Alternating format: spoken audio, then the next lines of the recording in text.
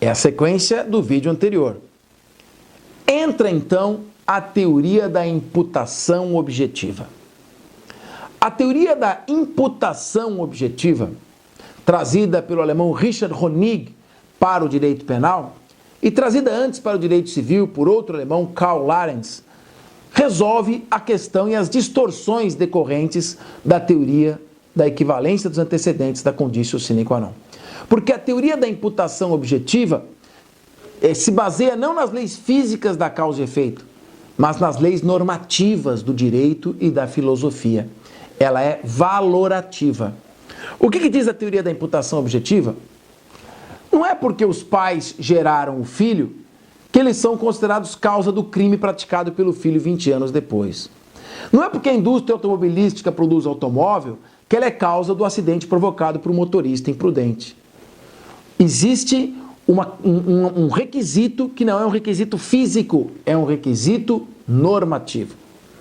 Para que exista nexo de causalidade, a teoria da imputação objetiva exige que a conduta crie um risco proibido pelo direito e não um risco permitido pelo direito. É proibido os pais praticarem um ato de amor do qual gerou o seu filho? Não. Bom, mas toda vez que você gera um novo ser humano, você cria um risco. Ninguém sabe se ele vai se tornar um criminoso ou não.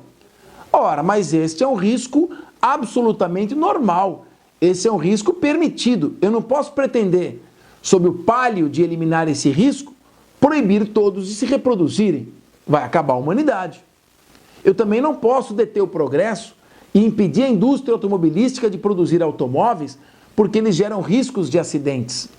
A produção automobilística, a indústria automobilística, a produção de carros gera um risco, mas é um risco absolutamente permitido. Pegue o caso de um genro que quer se livrar da sogra e compra uma passagem num avião monomotor para ela ir para a Amazônia e fica torcendo para o avião cair. Não é que o avião cai? Ele é considerado causador do resultado? A teoria da imputação objetiva diz: existe alguma lei que proíba uma pessoa de comprar um bilhete de uma aeronave e dar para outra? Esse risco que ele criou é o risco que qualquer passageiro que sobe num avião desses corre.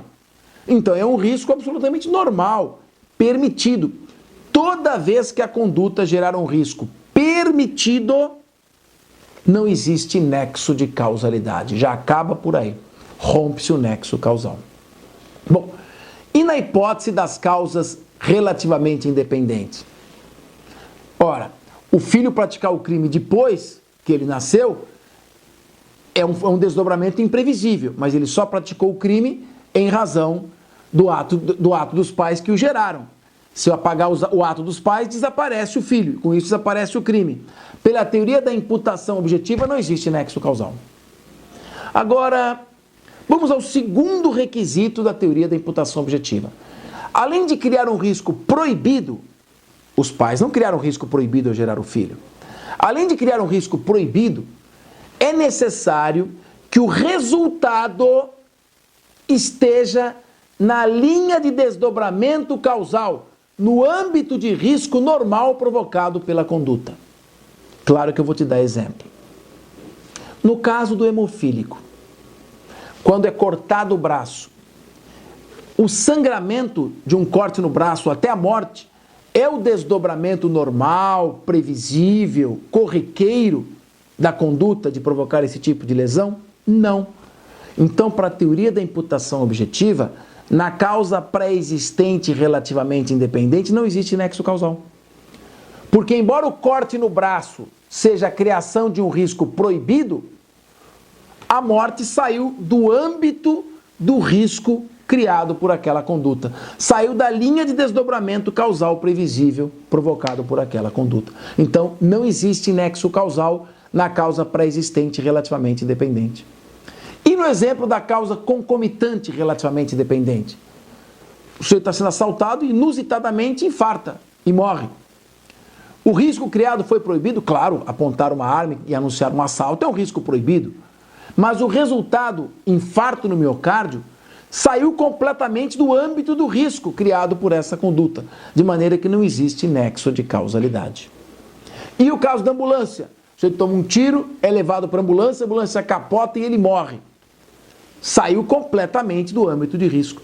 Note que a teoria da imputação objetiva, diferentemente do nosso Código Penal, trata de maneira equivalente as três causas relativamente independentes. Nem anexo causal na pré-existente, nem anexo causal na concomitante, nem anexo causal na superveniente. Simplesmente porque elas saem do âmbito de risco provocado pela conduta. Eu não preciso de um parágrafo como o parágrafo 1º do artigo 13 para criar essa odiosa distinção e eliminar o nexo causal na causa superveniente relativamente independente, mantendo nas pré-existentes e concomitantes. Mais do que isso, um caso que se discutiu muito na Alemanha. Um traficante de drogas vende para um usuário uma pequena porção de cocaína. O usuário, à noite, na sua casa, misturando com álcool, ingere essa quantidade de uma só vez, morrendo. Claro que o traficante responde pelo tráfico, óbvio. O que o Supremo Tribunal Federal Alemão discutiu é se, além do tráfico, ele responde pela morte. Ele causou a morte. O que se entendeu? A venda da droga cria um risco proibido. Porém, o uso imprudente pelo usuário à noite não tem nenhuma relação com a venda da droga. Saiu da linha de desdobramento causal. Então ele responde pelo tráfico, mas não responde pela morte. Rompe-se o nexo de causalidade. Para encerrar, não me confunda imputação objetiva com responsabilidade objetiva. A única coisa que existe semelhante é o nome. Tem nada a ver uma coisa com outra. Responsabilidade objetiva é o sujeito responder por um crime, por um resultado, sem ter produzido com dolo ou culpa. Isso não existe no direito penal. Imputação objetiva significa considerar alguém causador de um resultado porque ele criou um risco proibido e o resultado está dentro do âmbito de risco criado por esta conduta. Só isso. É uma teoria de nexo causal. A imputação objetiva só diz se existe nexo causal ou não. Para ele responder pelo crime, ele precisa, além disso, de ter dolo ou culpa em relação ao resultado. São essa sequência de vídeos sobre nexo causal. Se você puder nos prestigiar, na nossa obra Curso de Direito Penal, você pode revisar isso ou em qualquer outro manual. Bons estudos!